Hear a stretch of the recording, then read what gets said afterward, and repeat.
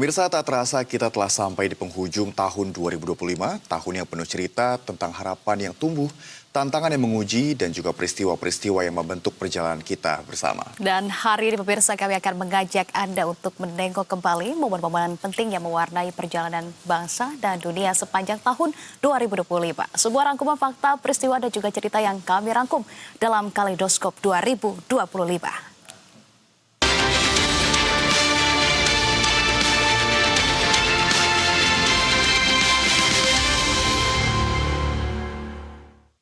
Ya pemirsa, kejadian berulang kasus perundungan atau bullying terdengar nyaring di tengah masyarakat.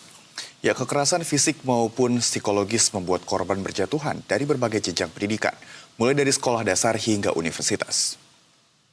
Polisi menegaskan akan mengusut kematian MH.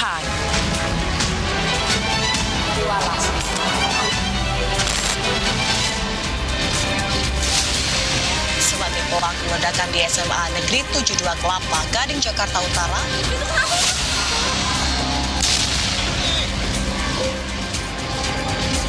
Telah menyeret sejumlah nama ini.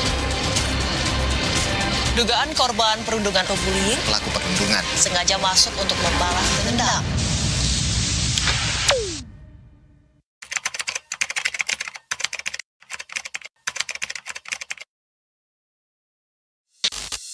Kasus bullying atau perundungan masih menjadi hal yang paling mengkhawatirkan sepanjang 2025.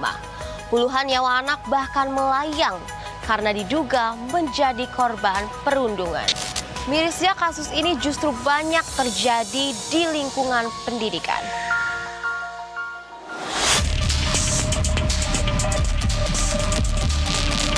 Bullying atau perundungan tak hanya membuat para korban trauma ataupun terluka, tapi juga bisa membuat korbannya hilang nyawa.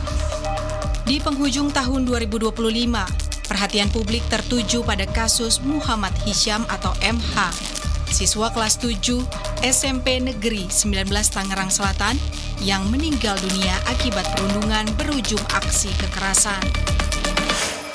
Sebelum akhirnya meninggal, korban mengaku dirinya kerap mendapat kekerasan fisik oleh temannya sejak awal masuk sekolah. Tindakan perundungan tidak pernah dibenarkan.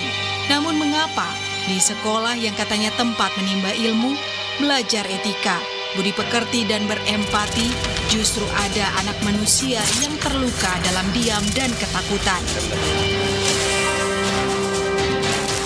Komisi Perlindungan Anak Indonesia atau KPAI mencatat sebanyak 258 laporan yang diterima langsung terkait kasus perundungan, 10 anak diantaranya meninggal dunia. Untuk kasus bullying yang di KPAI sepanjang tahun 2025 ada 258 kasus. Dan itu di mana saja? Di satuan pendidikan. Kebanyakan di satuan pendidikan, yang pertama di sekolah paling banyak, yang kedua madrasah, yang ketiga pondok pesantren. Nah, kemudian dari sekian banyak yang meninggal dunia ada 10 orang anak. Nah, penyebabnya yang pertama adalah adanya relasi kuasa di sekolah, Mbak. Jadi adanya senioritas, junioritas, ternyata itu mempengaruhi betul terjadinya bullying. Yang kedua, adanya persoalan antar anak muda nih.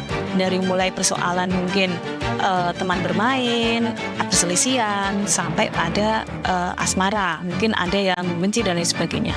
Nah, terus yang ketiga itu faktor personal. Misalnya anaknya terlalu pintar, terlalu menonjol, ada juga yang terlalu pendiam, tapi juga ada yang mungkin anaknya terlalu cuek. Dan selain itu juga ada kaitannya dengan fisik, kadang menjadi salah satu penyebab dibully gitu. Bekerja setiap hari lewat hatimu, namaku Timoti. Selain di sekolah, aksi perundungan juga terjadi di lingkungan kampus.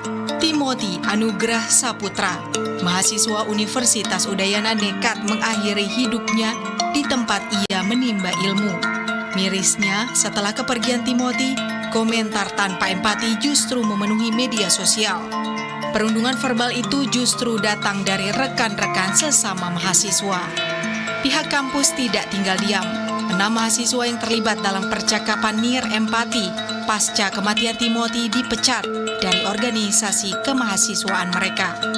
Tak berhenti sampai di situ, sejumlah fakta ironi juga muncul dari kasus ledakan yang terjadi di di SMA Negeri 72 Kelapa Gading, Jakarta Utara.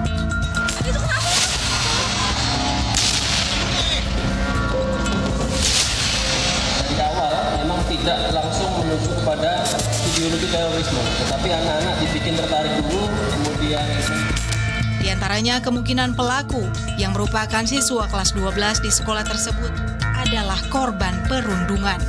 Di lokasi kejadian, Densus 88 Anti Teror Polri menemukan 7 bom. Selain itu, polisi juga menemukan 2 senjata mainan. Insiden ini mengakibatkan 96 orang luka-luka termasuk pelaku.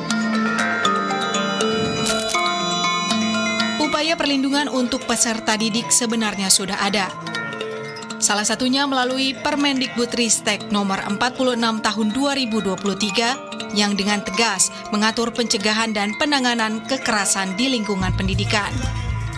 Menteri Pendidikan Dasar dan Menengah Abdul Mu'ti menegaskan, pembaruan regulasi pencegahan kekerasan tengah disiapkan, termasuk evaluasi terhadap Permendikdasmen yang ada saat ini.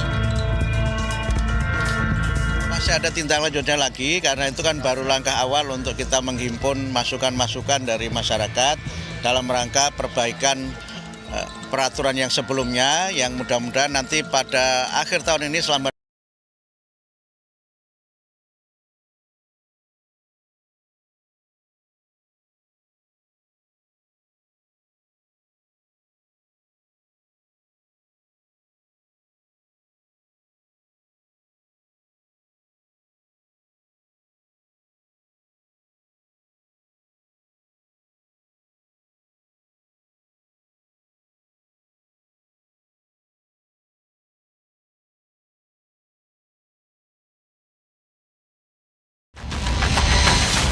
Untuk memutus rantai bullying, Indonesia masih membutuhkan intervensi dari berbagai bidang. Ketika semua bergerak, maka dunia pendidikan akan kembali menjadi tempat belajar yang aman, bukan untuk membungkam masa depan anak-anak bangsa. Stop bullying. Pemirsa, tahun